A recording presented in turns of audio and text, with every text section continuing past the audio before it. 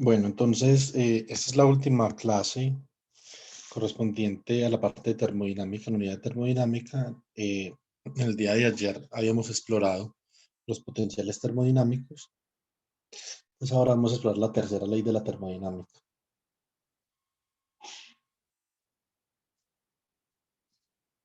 Bueno,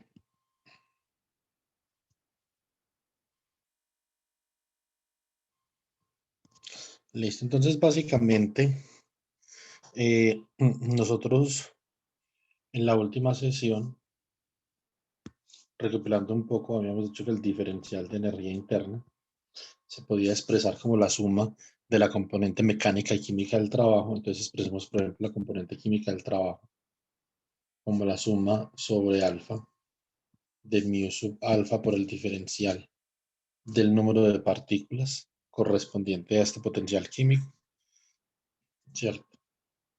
Más, entonces es la componente química del trabajo, ¿sí o no?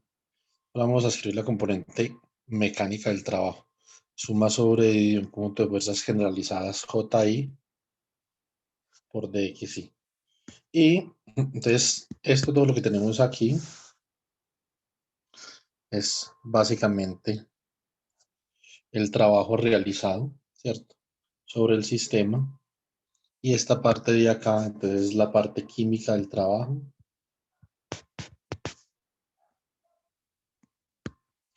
más la parte mecánica del trabajo. Bueno, realmente, ¿qué nos falta? Nos falta, entonces, la componente de calor, ¿cierto? El diferencial de calor. Entonces, que lo habíamos obtenido como eh, la temperatura por el diferencial de entropía, ¿cierto? Entonces, y básicamente habíamos dicho que para los cambios reversibles, entonces, nosotros podíamos definir el cambio de entropía de la siguiente forma. Por ejemplo, la integral entre una coordenada termodinámica, pueden ser varias coordenadas, entre x1 y x2, del diferencial del cambio de calor reversible sobre la temperatura del proceso, ¿cierto? Pues esto era igual a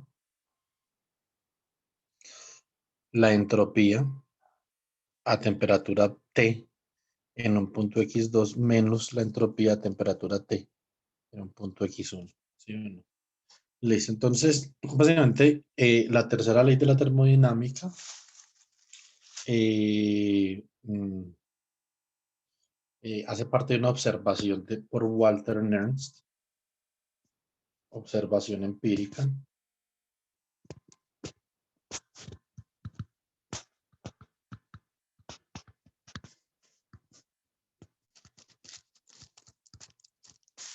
Walter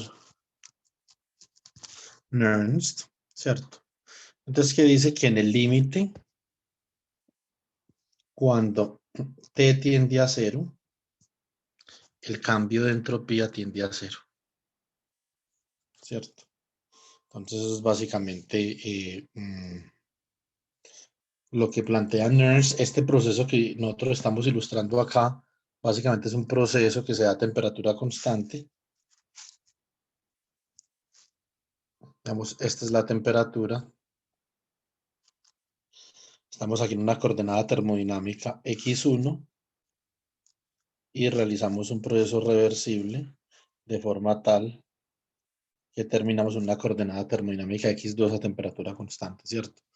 Entonces, en ese orden de ideas, si la temperatura está lo suficientemente cerca del cero absoluto, tenemos que el cambio de entropía es independiente de la coordenada x y por lo tanto es cero, ¿cierto?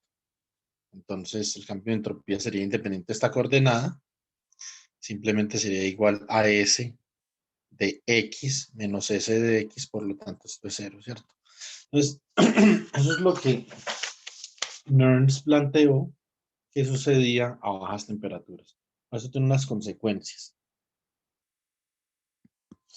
Consecuencias de la tercera ley.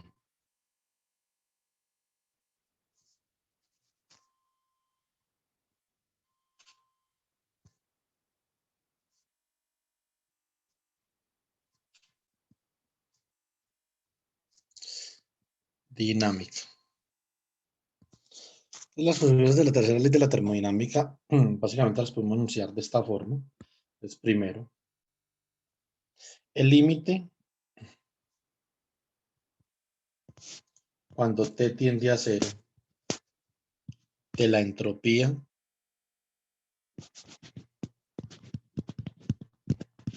xt tiende a cero.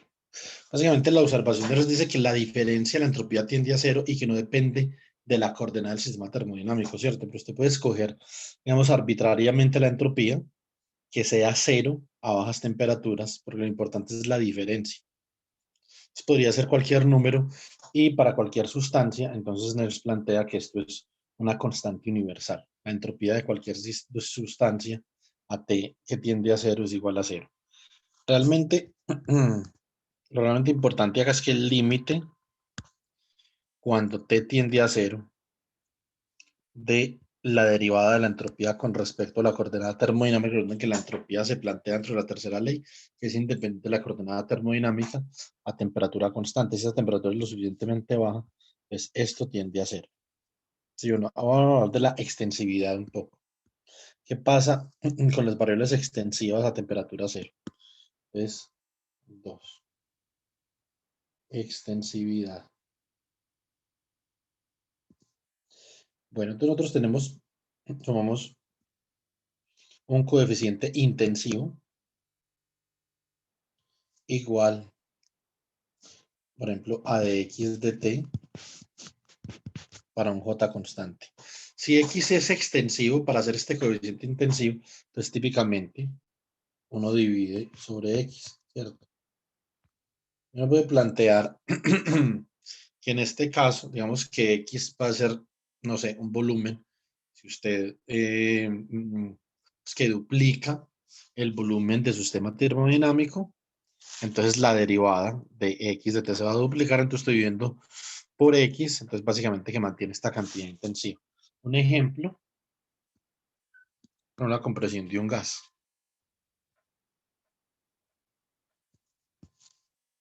La compresibilidad, usted puede expresar a presión constante, que es igual a 1 sobre el volumen por la derivada de v con respecto a t. Entonces, ¿qué pasa con estas cantidades cuando la temperatura tiende a cero? Eso es lo que vamos a averiguar y más específicamente debido a las contradicciones que existen entre la predicción de la mecánica estadística clásica y el experimento, vamos a dar el calor específico a volumen constante. Listo. Entonces, acá decimos, listo, entonces tenemos un diferencial de energía interna que es J por dx más la temperatura por ts. Entonces la parte del trabajo, la parte del calor. Listo. Entonces ahora vamos a hacer lo siguiente. A plantear una función de estado de forma tal que, digamos, si yo tuviera que E pues, es igual a Jx más T por S, entonces de acá yo podría decir, y quisiera calcular, por ejemplo, el diferencial de E menos Jx menos T por S, ¿cierto? Entonces, quisiera preguntarme cuánto es este diferencial o a qué equivale ese diferencial. Listo. Entonces, vamos a hacer el cálculo. Bueno, básicamente, cuando yo calculo ese diferencial, yo puedo obtener lo siguiente. Ya que el diferencial de E menos JI por XI menos T por S es igual al diferencial de E menos el diferencial de JI XI menos el diferencial de T por S. ¿Cierto? Entonces, ¿cuánto da esto? El diferencial de es JI de XI más T de S, entonces esto sería menos JI de XI menos XI de JI, ¿sí o no? Y a ver qué más tenemos por aquí. A ver, menos T de S menos S de T. Esta se va con esta se va con esta. Esto queda por lo tanto menos X y dji menos S de T. Esto es lo que nosotros vamos a llamar la energía libre de Gibbs.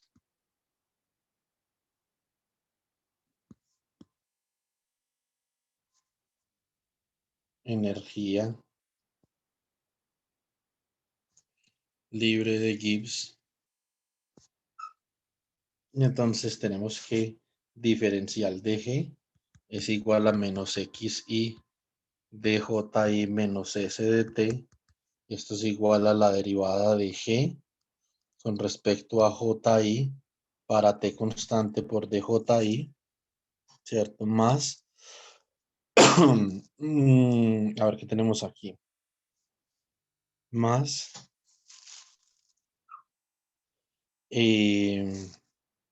la derivada de G con respecto a T para JI constante por DT. Entonces esto es posible porque entonces la energía libre de Gibbs es una función de estado.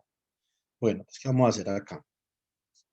Vamos a aplicar las relaciones de Maxwell, entonces utilizando lo siguiente. Nosotros tenemos el diferencial exacto de una función de XY, que lo podemos escribir como df de x para y constante por dx, más df de y para x constante por dy, que es un diferencial exacto.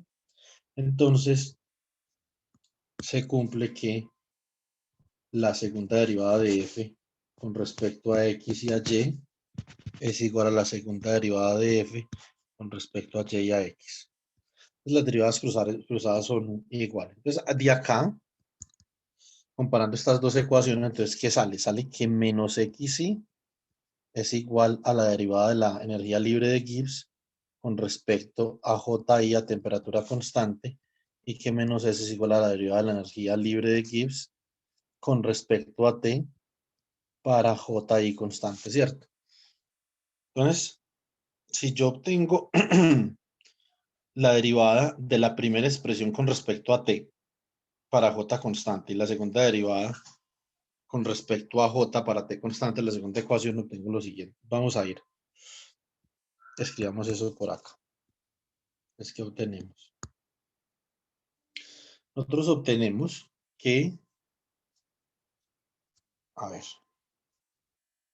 menos xy es igual a la derivada de la energía libre de Gibbs con respecto a ji para t constante, que es lo que habíamos escrito, y menos s es igual a la derivada con respecto de la energía libre de Gibbs con respecto a t para ji constante.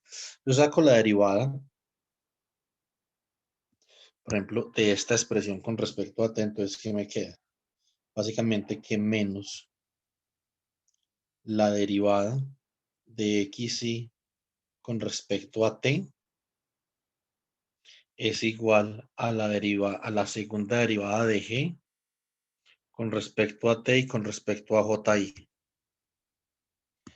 De la ecuación de la derecha, yo puedo sacar que menos la derivada de s con respecto a ji es igual a la segunda derivada de la energía libre de Gibbs con respecto a ji con respecto a t. Si aplico las relaciones de Maxwell, entonces aquí puedo obtener que tanto esta derivada de acá como esta de acá son iguales. Por lo tanto, la derivada de xy con respecto a t es igual a la derivada de s con respecto a j. Esta es una relación de Maxwell. Ahora, ¿qué tiene que ver esto con la tercera ley de la termodinámica? ¿Cierto? Entonces, eh, si el cambio de entropía es independiente de la coordenada termodinámica a temperatura cero, entonces nosotros, por ejemplo, para este caso de acá podemos demostrar que como ds de j tiende a cero, pues también de x de t tiende a cero. Entonces, por ejemplo, eh, Los cambios de una variable de estado con respecto, en este caso, a la temperatura, o puede ser con respecto a otra coordenada, tienden a cero a temperatura cero debido a que las relaciones de Maxwell lo relacionan con el cambio de la entropía con respecto a alguna otra coordenada de estado. Usted puede hacer esto, por ejemplo, aplicar las relaciones de Maxwell para la energía libre de Helmholtz, para la entalpía, para la energía libre de Gibbs, como en este caso, para el gran potencial, y entonces va a obtener esta relación muy general de que todas estas variables, su cambio con respecto a una coordenada del sistema va a tender a cero en el límite de temperatura cero. Ya iba a decir que tienen alguna pregunta. Me acordé que no hay nadie. Bueno, entonces, entonces ahora, digamos, con esto en mente, nosotros podríamos, desde este momento, hipotetizar que el calor específico, como función de la temperatura, para volumen constante igual a dq dt tiende a cero. Ahora, hay una, esto simplemente es una hipótesis que nosotros podemos hacer en este momento. Hay una, obviamente, una explicación mucho más rigurosa desde el punto de vista del proceso como tal a temperatura cero, del, de la absorción de calor para elevar temperatura o de la emisión de calor para reducir la temperatura. Entonces, básicamente con lo que tiene que ver el calor específico. Entonces, vamos a hacer eso en un momento. Vamos a mostrar con rigurosidad que eso es posible. En este momento, bueno, básicamente vamos a mirar cómo podemos enunciar la tercera ley de alguna otra forma, ¿cierto? Un postulado de la tercera ley un poco más, por ejemplo, como dice el texto de Kerson Juan, un poco más ambiciosa, pero es un poco más general con respecto a lo que nosotros debemos esperar de la tercera ley. Listo, entonces este es el postulado de Nernst. Ahora, nosotros, vamos para culminar esta parte, nosotros queremos relacionar esto con estas cantidades intensivas que habíamos relacionado anteriormente. Pues, por ejemplo, ambas de estas cantidades las podríamos dividir por 1 sobre xy para hacerlo intensivo, ¿cierto? Y por lo tanto, entonces también podríamos decir que si alfa es igual a 1 sobre xy por la derivada de xy con respecto a t para ji constante, y esto es igual a 1 sobre xy derivada de s con respecto a j para t constante. Por lo tanto, nosotros podemos decir que estas compresibilidades, estas cantidades intensivas a temperatura cero, tienden a cero. ¿Listo? Entonces, eso es una consecuencia importante de la tercera ley. Entonces, antes de definir qué pasa o de estudiar qué pasa con el calor específico, con la capacidad calorífica a temperatura cero, entonces, eh, enunciemos el postulado de Nernst, es postulado de la tercera ley de la termodinámica.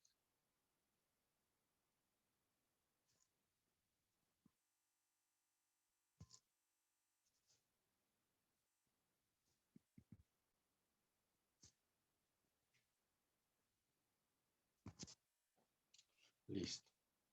Entonces, en el postulado de la tercera ley dice, la entropía de toda la sustancia a temperatura cero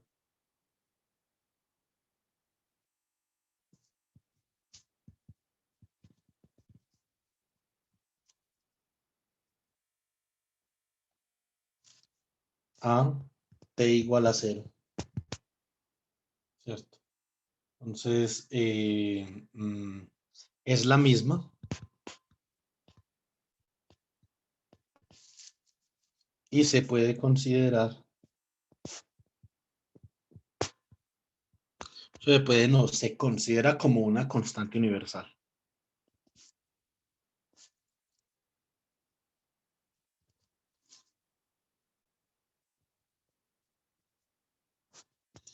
Entonces, y se toma o se hace S cuando T tiende a 0 igual a 0. Obviamente la observación es que la diferencia de la entropía es igual a 0, pero entonces la entropía como tal es ahí irrelevante, siempre y cuando la diferencia sea 0, ¿cierto? Entonces, esto es el postulado de Nernst.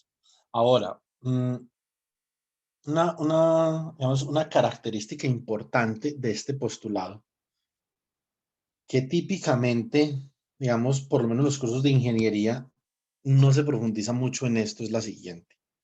Entonces, cuando nosotros estamos a temperatura 0, la energía térmica del sistema, dada por K sub B, T, como la temperatura es suficientemente baja para que esta energía térmica sea mucho menor que la energía cuántica que está dada por H barra omega. Por lo tanto, los sistemas en donde se aplica la tercera ley de la termodinámica son sistemas que están gobernados por la mecánica cuántica. Eso es una consecuencia importante de la tercera ley. La tercera ley implica un gobierno absoluto de la mecánica cuántica.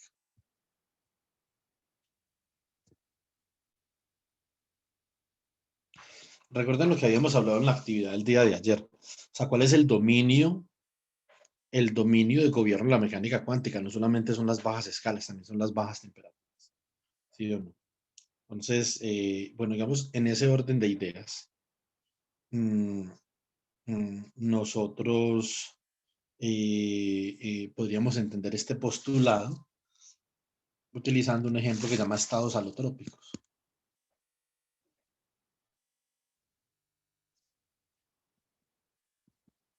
Los estados alotrópicos son diferentes estados cristalinos para la misma sustancia.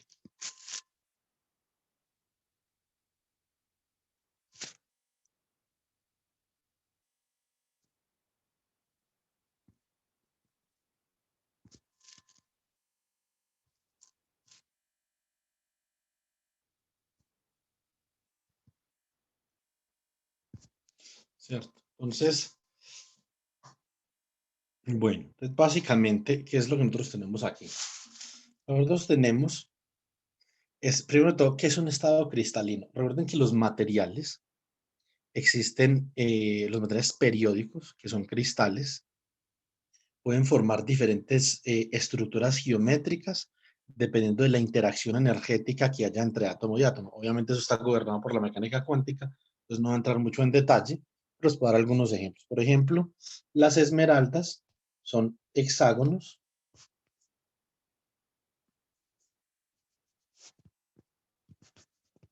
de hierro y cromo, ¿cierto? Un segundo.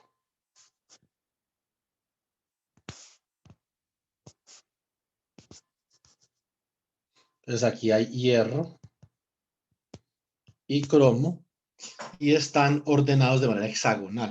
Entonces, la pregunta es, ¿por qué esta geometría cristalina, cierto?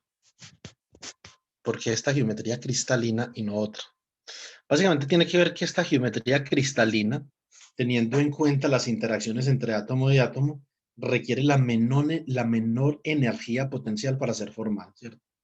Eso es un mínimo termodinámico. Por eso es que esto existe de esta forma cristalina particular. ¿Sí o no? Si no, no existiría. Es una forma cristalina parecida a esta. Es, por ejemplo, el grafeno.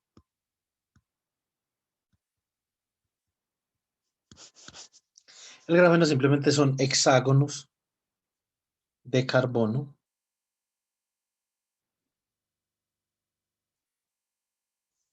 que también se arreglan periódicamente, obviamente para poder que sean un cristal, ¿cierto?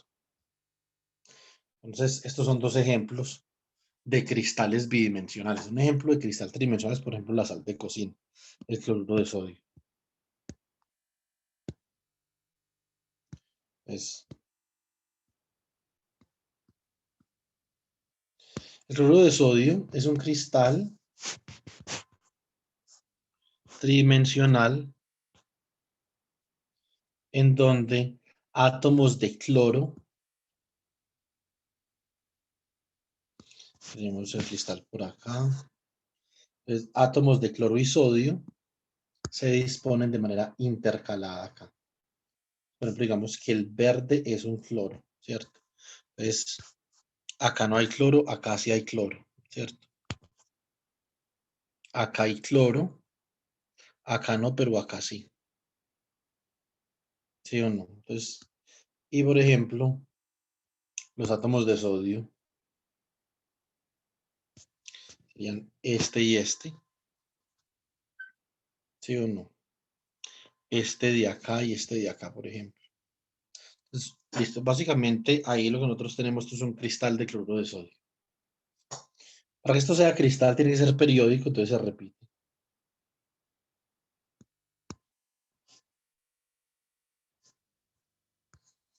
Repite periódicamente. Y esto es lo que es la sal. Entonces, la sal es simplemente un cristal periódico que forma un cubo donde los átomos de sodio y cloro se intercalan en los vértices del cubo. Entonces, eso es una estructura cristalina. Ahora, los estados alotrópicos, entonces, son para una misma sustancia. La naturaleza privilegia dos estructuras cristalinas y cada una de esas estructuras que se les llama estado alotrópico. Listo. En inglés, allotrope. No sé cómo dirá eso en español. Alótropo o algo así.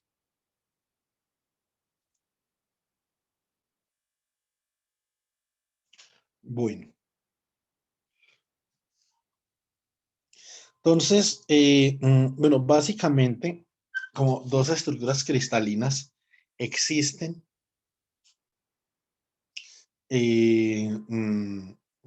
existen para una misma sustancia. Entonces, obviamente, a una determinada temperatura, ¿cierto? Entonces, usted puede graficar el calor específico. El calor específico. Vamos, esto es para el azufre, ¿cierto? Entonces, a una temperatura determinada. Entonces, digamos que el azufre tiene una estructura muy estable, que es una estructura monoclínica, ¿cierto? Así que es como se llama la geometría de esa estructura, por la forma particular como se organizan los átomos de azufre. Puede decir que es como algo así. Obviamente, lo que nosotros vamos a demostrar en un momento es que la tercera ley de la termodinámica exige que la capacidad calorífica tienda a cero cuando la temperatura tiende a cero. De la misma forma como estas compresibilidades intensivas tienden a cero a medida que la temperatura tiende a cero, lo que acabamos de demostrar con las relaciones de Maxwell. ¿Sí o no? Entonces, obviamente, a altas temperaturas, entonces te puede demostrar que la estructura monoclínica en verde coexiste con una estructura que en inglés se llama rombohedral. No sé cómo dirá eso en español. Entonces, esta es una estructura rombo.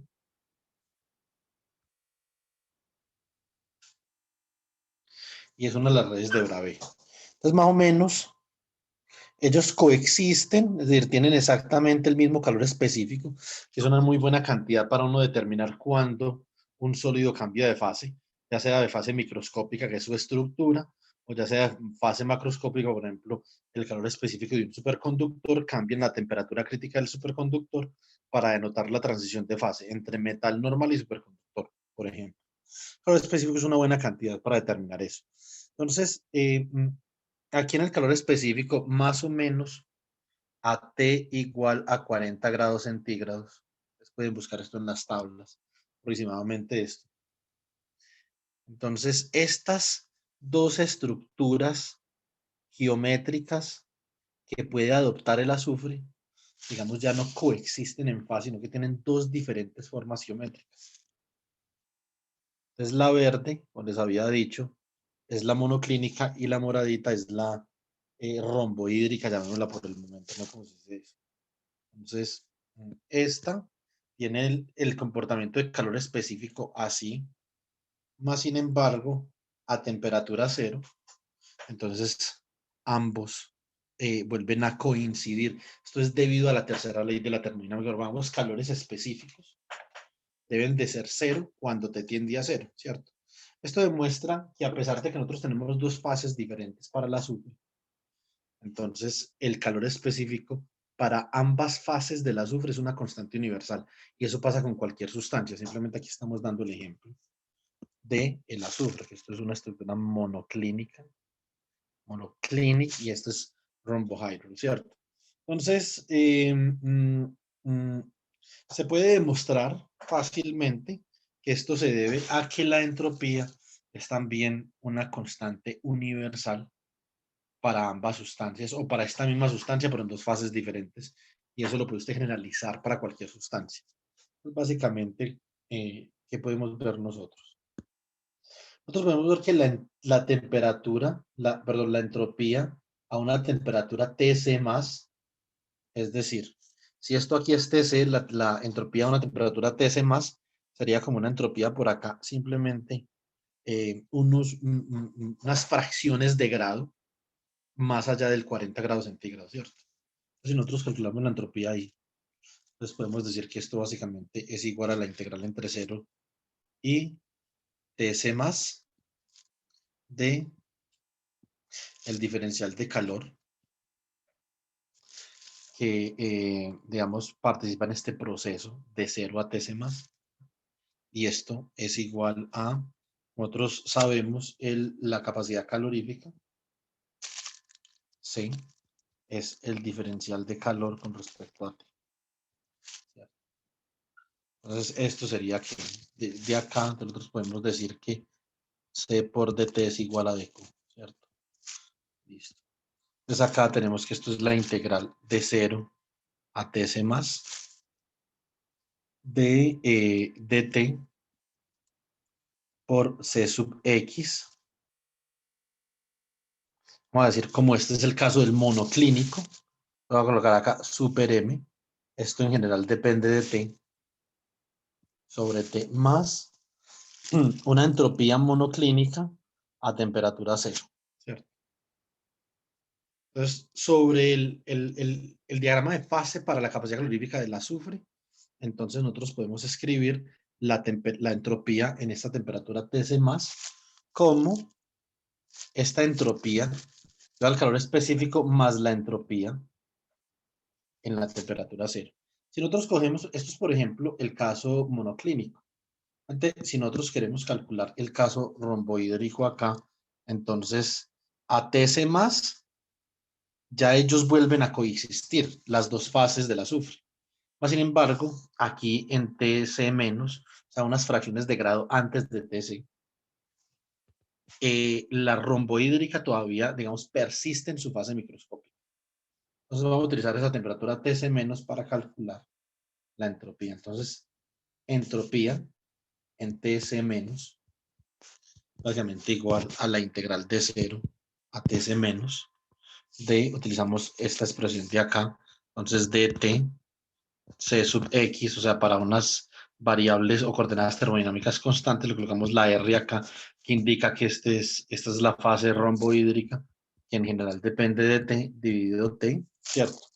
Entonces, para nosotros poder generar un cambio, acá se tiene que suministrar acá un calor latente de forma tal, digamos, que el proceso sea a temperatura constante. Entonces se suministra un calor a temperatura constante para que la rombohídrica pueda cambiar de fase por encima de Tc y quede monoclínica de nuevo, ¿cierto?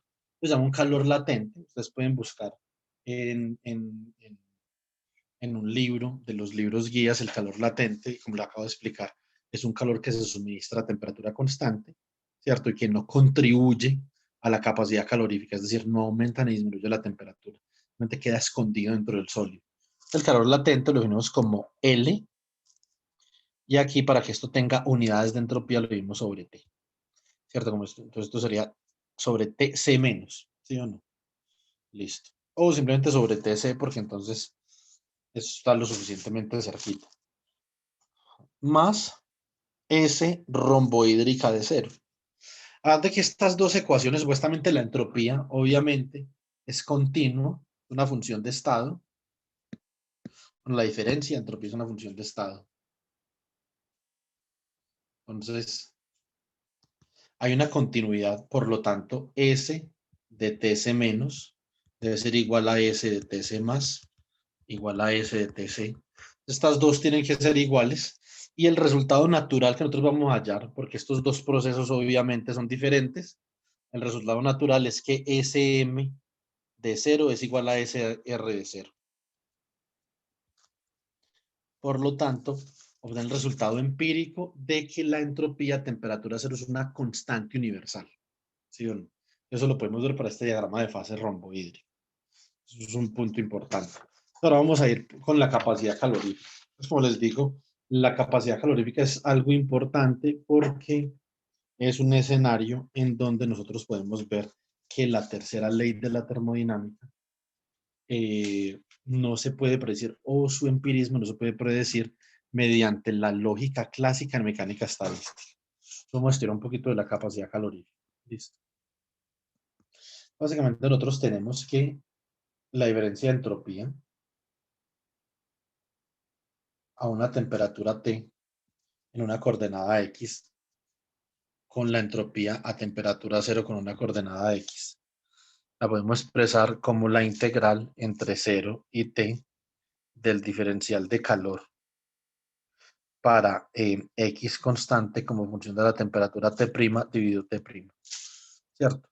Y si expresamos la diferencial de calor en términos del calor específico, la capacidad calórica, esto es la integral de 0 a T de dt', C sub X, o sea, capacidad calórica para las coordenadas constantes como función de la temperatura T', dividido T'. Entonces, esto obviamente es un proceso adiabático, pero tenemos nosotros en cuenta que esta T está lo suficientemente cerca del cero absoluto como para que esto tenga que ser cero, ¿cierto?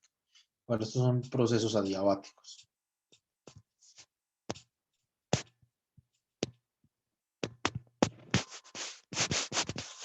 Bueno, entonces se hacen en el sentido que se hacen supremamente lento, muy lento, ¿sí o no? Entre un punto t, x y un punto 0, x, o sea, entre un punto de equilibrio con unas coordenadas termodinámicas x a temperatura t y un punto de equilibrio con las mismas coordenadas termodinámicas x, pero a temperatura cero. Listo, entonces, la observación es que a temperatura, a bajas temperaturas, el calor específico va a ser independiente de la temperatura, ¿cierto? Cx de T, independiente de la temperatura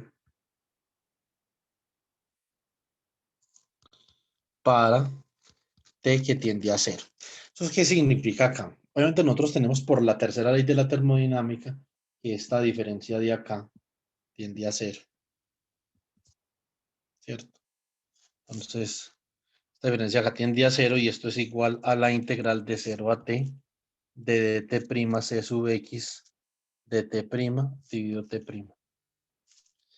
Si entonces Cx es constante, entonces nos queda que esto es Cx por la integral de 0 a T de dt' sobre T, que es un logaritmo, ¿cierto? Entonces esto como quedaría, sería Cx que multiplica el logaritmo natural de T menos logaritmo natural de 0. Pero el logaritmo natural de 0 no está definido, es indeterminado. Esto es Cx por logaritmo natural de T dividido 0, es decir, de un número arbitrario y un número supremamente pequeño, esto tiende a infinito, esto tiende a infinito. La única forma en la que nosotros podemos salvaguardar la tercera ley de la termodinámica es que si el calor específico tiende a cero, a temperatura cero.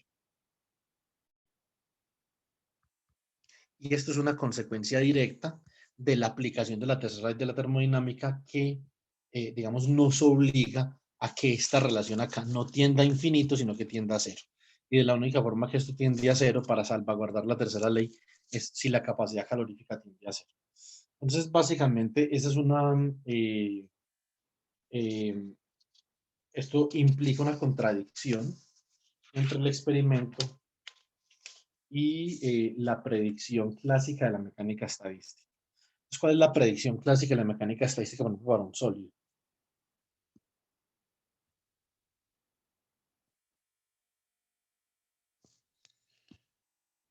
Predicción clásica de la mecánica estadística.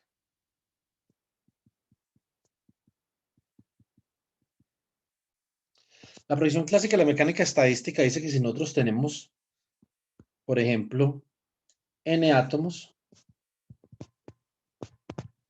cada átomo con 3 grados de libertad,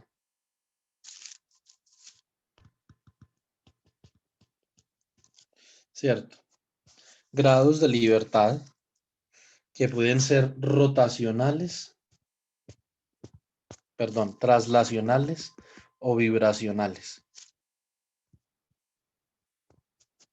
Estamos hablando de un sólido, no de una molécula. Traslacionales o vibracionales. O sea que hay dos tipos de grados de libertad. ¿Sí o no? Pues por lo tanto, la mecánica estadística clásica predice que el promedio de la energía interna de este sólido, ¿sí o no? A volumen constante, ¿cierto? Entonces, ¿nosotros qué tenemos? Nosotros tenemos que esto es igual a un medio de K sub BT. Este es el promedio energético al que contribuye cada uno de esos N átomos, ¿cierto? O tenemos acá, tenemos N átomos con 3 grados de libertad cada átomo, o sea que tenemos por 3N. Y tenemos por 2, por los grados de libertad translacionales y vibracionales, este 2 se va con este 2 y esto da 3N por K sub BT. Entonces digamos que acá hay varias cosas que uno debe notar. La mecánica estadística clásica dice que la contribución de cada átomo es igual, ¿cierto? Eso obviamente, digamos, eso ha generado algún escepticismo. Esto tiene que ver con el teorema de la equipartición, que todos los grados de libertad contribuyen de igual forma a los observables. Teorema de la equipartición. Por lo tanto, es la predicción clásica que nosotros tenemos para el promedio de la energía. Y entonces decimos, capacidad calorífica a volumen constante es igual a la derivada de la energía promedio con respecto a la temperatura. O sea que esto es la derivada con respecto a la temperatura de 3N K sub B por T. Eso es lineal con la temperatura, solo que esto es 3N K sub B, ¿cierto? Y si dividimos por N el número de átomos, o sea, el calor específico por átomo sería igual a 3K sub B. Esta es la predicción clásica. Esto se llama la ley de Dulong-Petit. Eso no tiene ningún problema en el límite de altas temperaturas donde la energía térmica es mayor que la cuántica, ¿cierto? Donde la tercera ley no tiene dominio. Entonces, ley de Dulong-Petit. El problema con esta observación es que cuando nosotros, por ejemplo, vamos a temperaturas bajas, entonces esto sería CB dividido el número de átomos. Entonces la ley de Dulong-Petit predice obviamente esa capacidad calórica constante para todas las temperaturas. Entonces acá ley de Dulong-Petit. Muy bien, eso no es cierto, ¿sí o no? Entonces eso es cierto para cuando la temperatura o la energía térmica domina sobre la energía cuántica. Más sin embargo, cuando la energía cuántica comienza a dominar, comienza a haber una discrepancia y esto tiende a cero, ¿cierto? Entonces, ¿qué es lo que nosotros esperamos por la tercera ley de la termodinámica? Esa predicción de que la capacidad calorífica tiende a cero, ¿cierto? Realmente hay una discrepancia en esta área de acá, una área para bajas temperaturas, ¿cierto? Bajas T. Entonces, acá necesitamos que la mecánica cuántica corrija, digamos, este problema. La mecánica cuántica o el pensamiento cuántico en la mecánica estadística lo corrigió a través de Albert Einstein, que es el modelo de Einstein del grado específico, y a través de Petrus-Debye. El modelo de Petrus-Debye es un poquito más preciso, ¿cierto?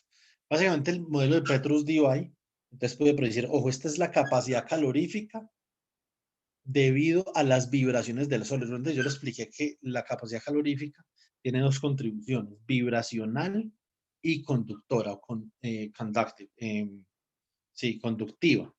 Me imagino que seguirá así, ¿cierto? Entonces, ¿qué dice el empirismo en un sólido?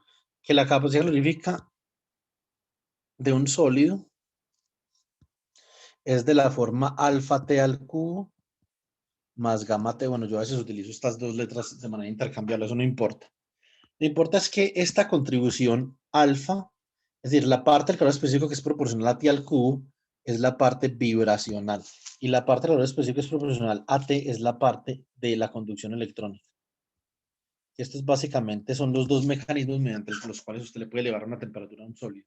Entonces, suministrándole calor para que los átomos del sólido vibren o inyectando corriente para que las colisiones electrón-electrón, electrón-vibración y diferentes tipos de colisiones, entonces también eleven la temperatura del sólido. Esas son las dos formas en las que uno puede calentar esto. Entonces, ¿por qué la teoría de Petrus-Debye, que incluye la mecánica cuántica, para la predicción del comportamiento del calor específico a todas las temperaturas es más exacta? La razón, digamos, fundamental, digamos, el resultado que nos hace ver que es más apropiada la teoría de Petrus-Debye que la de Einstein, es que Petrus-Debye reproduce que a bajas temperaturas la contribución vibracional es proporcional al cubo. Einstein no, Debye sí, ¿cierto? Entonces, ahora las razones filosóficas del modelo son otra cosa distinta.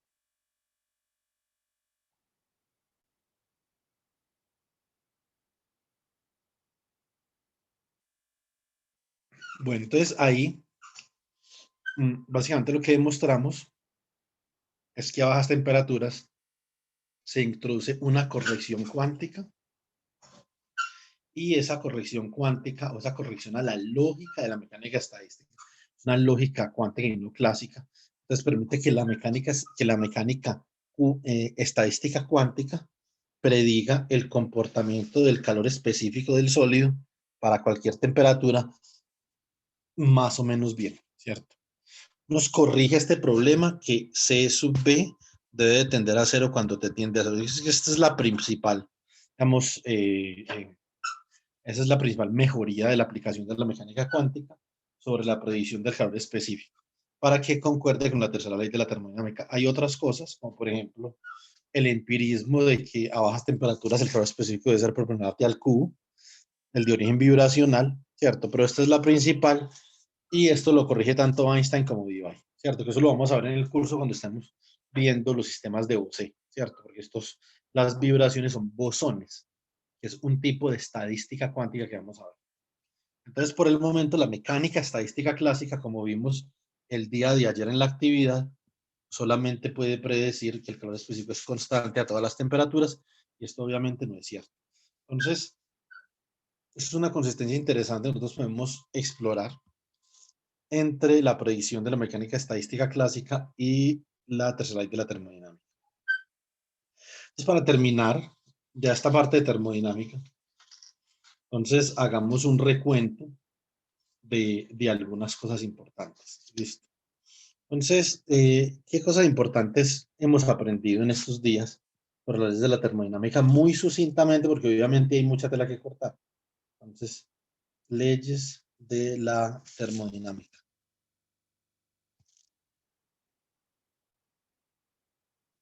Entonces, lo primero fue que vimos la ley cero.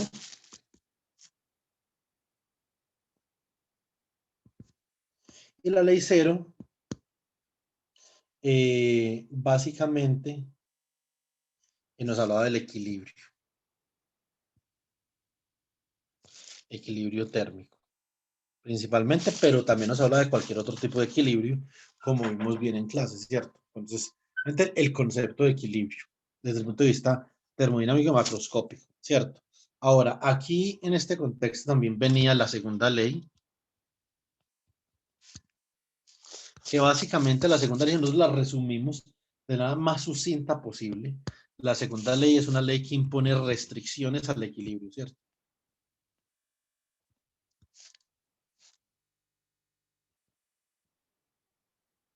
El equilibrio se puede alcanzar de cualquier forma según la segunda ley, ¿sí o no? Entonces, eh,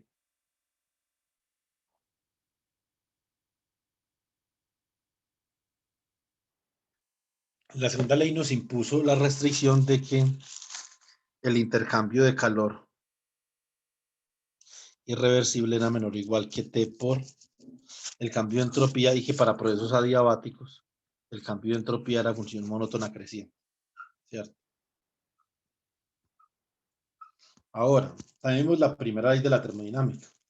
Bueno, una cosa importante, nosotros vamos a ver en mecánica estadística, en teoría de probabilidad, es que esto que tenemos acá tiene que ver con un número de grados de libertad seguramente grande. Entonces, número grande de grados de libertad. Eso tiene que ver con las leyes estadísticas de los números grandes. Perdón, nosotros tenemos bastante población, una cantidad de grados de libertad con una cantidad de números inmensa, ¿cierto? Entonces, que eso ya lo vamos a ver la semana entrante en la teoría de probabilidad. Ahora, miren, una cosa sobre la primera ley.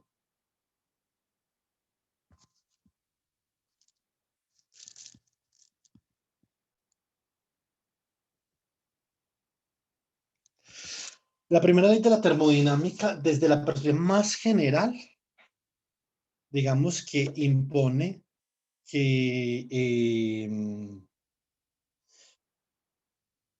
independiente de, digamos, las leyes macroscópicas que definan el sistema termodinámico.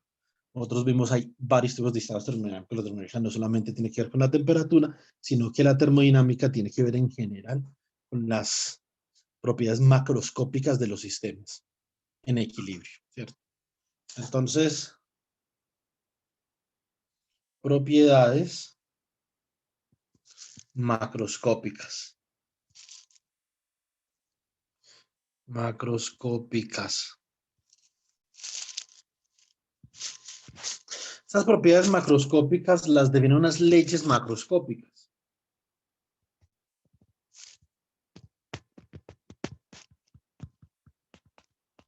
Independiente del sistema. Y la primera ley de la termodinámica demuestra que esas leyes macroscópicas deben de obedecer el principio de la conservación de energía, que en este caso dice que el cambio de energía interna en un sistema se debe no solamente al trabajo realizado sobre el sistema, sino también el calor intercambiado entre el sistema y sus alrededores o con otros sistemas, ¿cierto? Entonces, dice, no, esto es obviamente termodinámico. Entonces vamos a mirar una cosa. Realmente no. Es un principio general. Vamos a trabajar un sistema, por ejemplo, donde el trabajo realizado sea diferente de cero, ¿cierto? Entonces el trabajo realizado acá es diferente de cero. Y, o inclusive no, trajemos un sistema donde ambos, tanto el trabajo realizado como el intercambio de calor es cero. Y después los vamos a colocar para que sean diferentes de cero ambos. Eso es en donde, por ejemplo, un circuito de RLC, perdón, un circuito de RC sin fuente. Tiene el capacitor,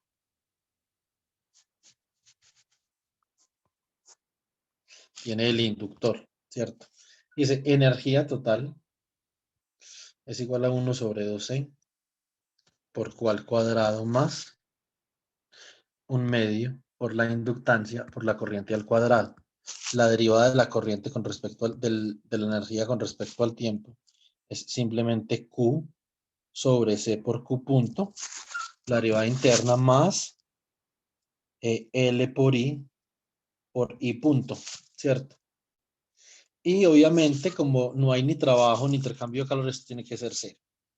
Entonces, básicamente nosotros tenemos que Q sobre C por Q punto más L por I punto es igual a cero, ¿cierto? Si obviamente esto aplica para cualquier conjunto de leyes macroscópicas que dominen la materia macroscópica, en este caso, la teoría de los circuitos, entonces nosotros podemos reproducir ese conjunto de leyes macroscópicas sometiendo a que esto obedezca el principio de la conservación de la energía, ¿cierto? Culminando a que este sistema siga tajantemente la conservación de energía. Entonces, como ya aplicamos conservación de energía, debemos de obtener las leyes macroscópicas que rigen este modelo.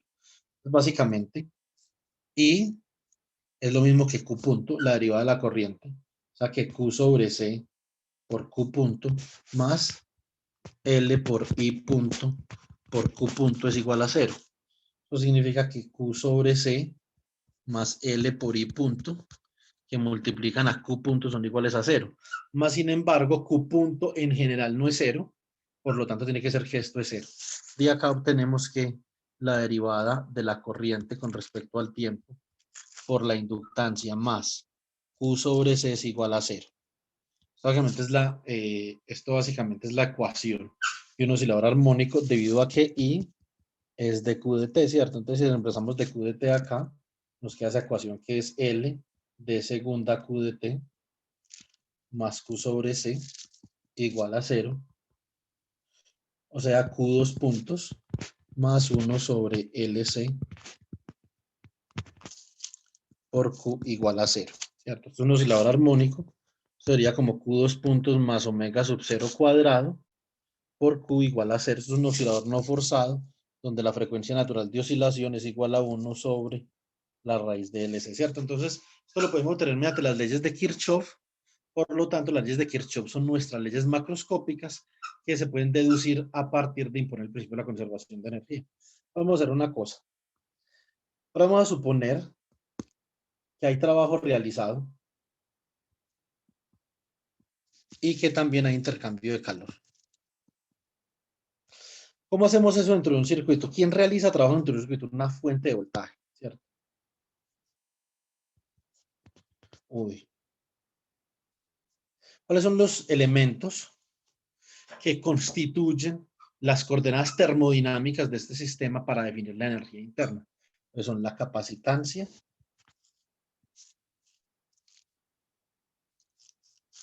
y la inductancia. ¿Y cómo hacemos para intercambiar calor con el medio en un circuito eléctrico? Con una resistencia, ¿cierto? Muy bien. Entonces ahora vamos a aplicar la primera ley de la termodinámica a este circuito, que dice que la primera ley de la termodinámica, es la primera ley de la termodinámica que dice que el diferencial de energía interna es igual al diferencial de trabajo más el diferencial de calor. ¿Sí o no? Bueno. Entonces, ¿cómo vamos a hacer esto? La derivada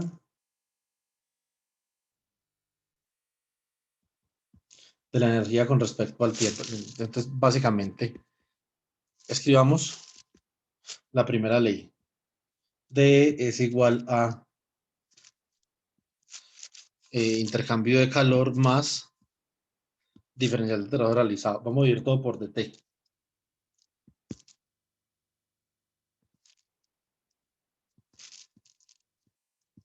Eso implica que la derivada de con respecto al tiempo es igual a la derivada del calor con respecto al tiempo más la derivada del trabajo con respecto al tiempo. Esto es básicamente muy esencial para construir.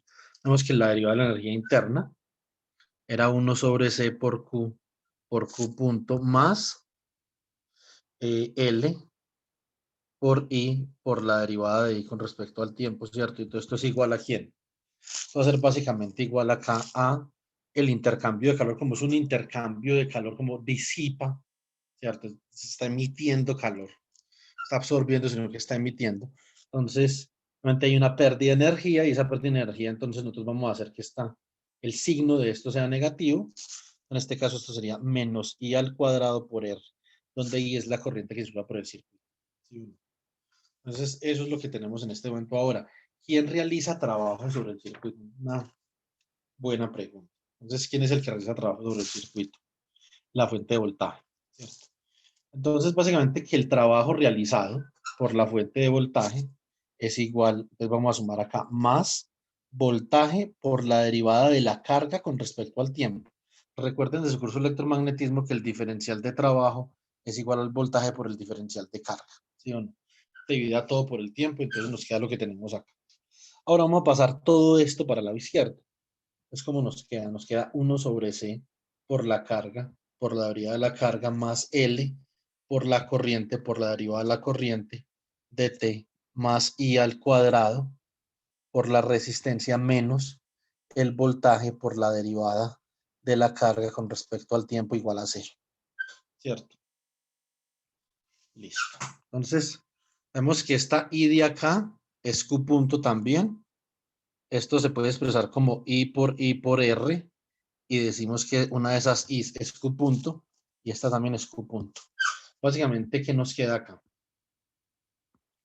Nos queda 1 sobre C, que multiplica Q más L por DI de T, más I por R, menos V. Todo esto multiplicando a Q punto. Esto es igual a 0, ya vimos como Q punto, por lo general no es 0. Entonces tiene que ser forzosa y obligatoriamente. Que esta parte de acá sea 0, ¿cierto? Obviamente obtenemos que esta ecuación de movimiento, L de I de T, más I por R, más Q sobre C, menos V igual a 0. Por lo tanto, bueno, entonces obviamente I es igual a de Q de T, reemplazamos acá. Esto nos queda y pasamos el voltaje para este lado. Entonces nos queda que L por Q2 puntos más R por Q punto más Q sobre C es igual al voltaje que es el que está generando trabajo. Dividimos todo sobre L.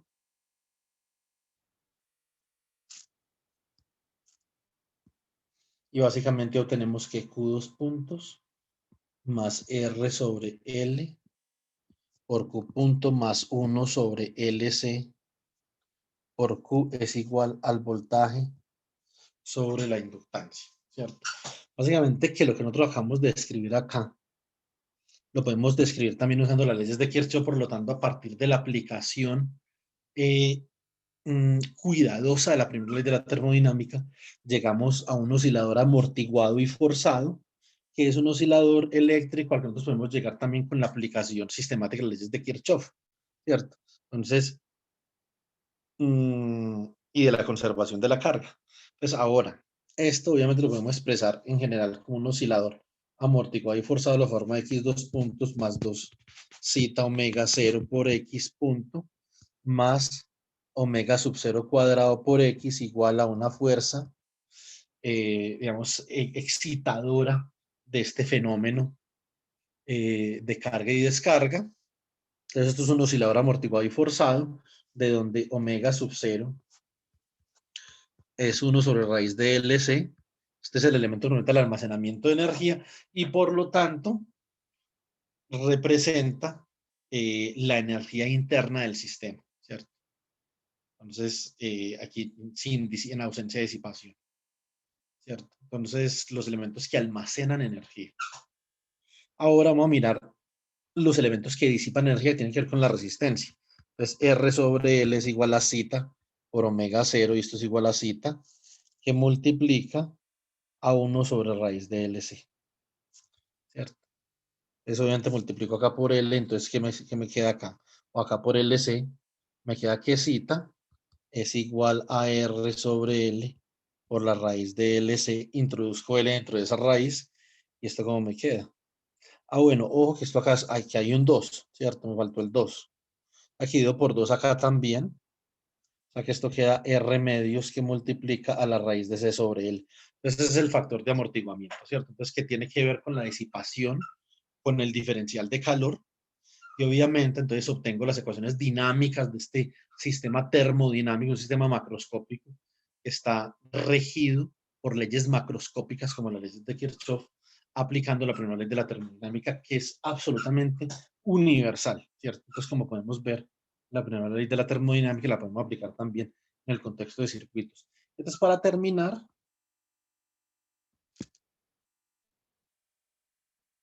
hablemos de la tercera ley de la termodinámica. ¿Qué aprendimos de la tercera ley? Básicamente, que se encuentra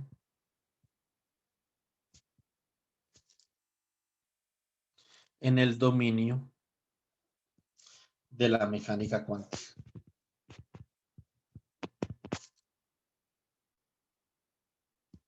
¿Cierto? Eso aprendimos de la tercera ley. Aprendimos de la tercera ley que mediante las ecuaciones, o mediante las relaciones de Maxwell, hay una cantidad de observables termodinámicos que están relacionados con la entropía y que debido a que el cambio de entropía es cero a temperatura cero, entonces hay un conjunto de observables que pueden expresar, por ejemplo, compresibilidades, estas variables intensivas que nosotros tenemos que también tienden a cero y que muy importantemente el calor específico tiende a cero para temperatura cero, ¿cierto? Lo que demuestra una inconsistencia entre el pensamiento clásico y el pensamiento cuántico en términos de la aplicación de la mecánica estadística y que obviamente nos abre la puerta a que hay una necesidad ahí de que la lógica cuántica entre dentro de la mecánica estadística, ¿cierto? Entonces, hay otras, digamos, situaciones que nosotros podemos explorar de la tercera ley de la termodinámica, sobre todo, por ejemplo, lo que tiene que ver con la entropía descrita en términos de K sub B por el logaritmo natural del número de configuraciones que tiene un sistema termodinámico. Bueno, básicamente, las configuraciones, yo típicamente, como para explicar esto de la forma más sucinta posible, yo considero esto. Considero que hay tres partículas, para hacer un problema lo más sucinto posible. Esas tres partículas pueden existir en diferentes configuraciones. En mecánica estadística nosotros lo que vamos a estudiar es en cuántas diferentes configuraciones energéticas pueden existir esas tres partículas. Yo coloco un ejemplo en donde yo digo, bueno, miremos a ver esas tres partículas de cuántas formas se pueden ubicar en tres cajitas. Obviamente pueden existir las tres partículas en una sola cajita. Eso es una posibilidad, pero puede haber otra, otra, otra, otra, otra, otra, otra y otra, ¿cierto? Pueden haber varias posibilidades para nosotros ubicar esas partículas en cada cajita, ¿cierto? Por ejemplo, la primera configuración puede ser esa.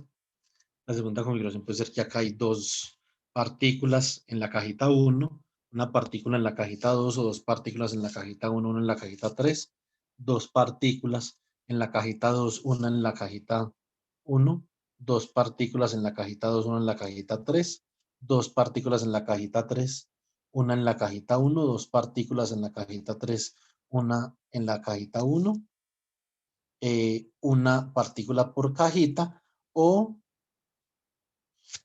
sin partículas en ninguna cajita, que eso en física lo definimos, por ejemplo, como el vacío, ¿cierto?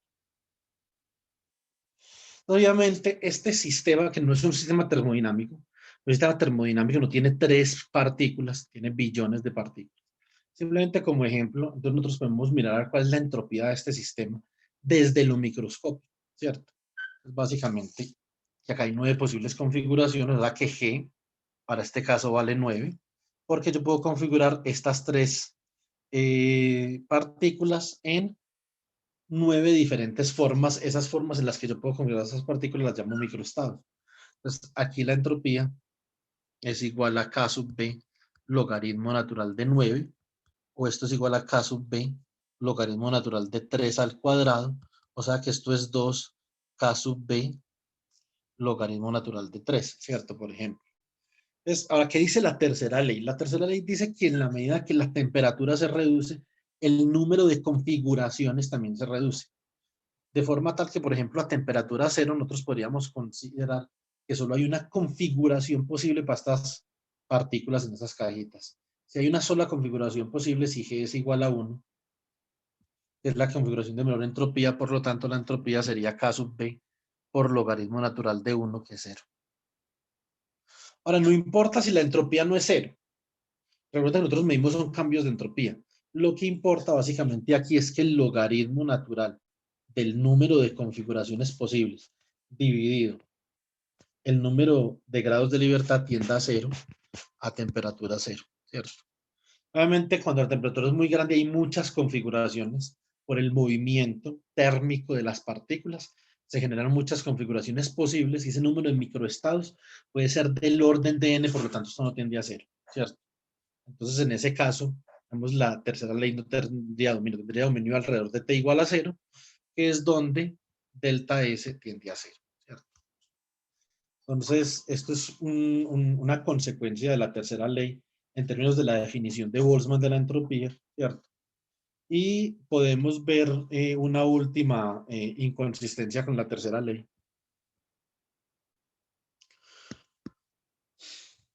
Entonces, inconsistencia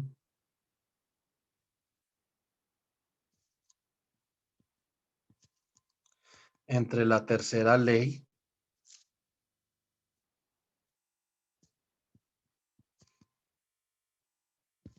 y el gas ideal.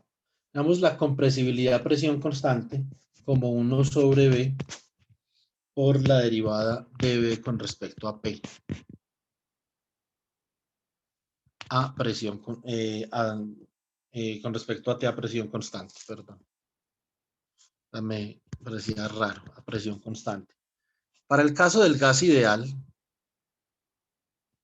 dB de T es lo mismo que V sobre T, o sea que esto sería igual 1 sobre U. Esto es lo mismo que nosotros hacíamos ahorita, dividir por una cantidad extensiva para que toda la expresión sea intensiva. Entonces, dB sobre T para el gas ideal es también V sobre T. O sea que esto es 1 sobre T. La compresibilidad para el gas ideal es 1 sobre T. Obviamente, cuando T tiende a 0, entonces alfa sub P tendería a infinito. Aquí hay una inconsistencia con la tercera ley, porque la tercera ley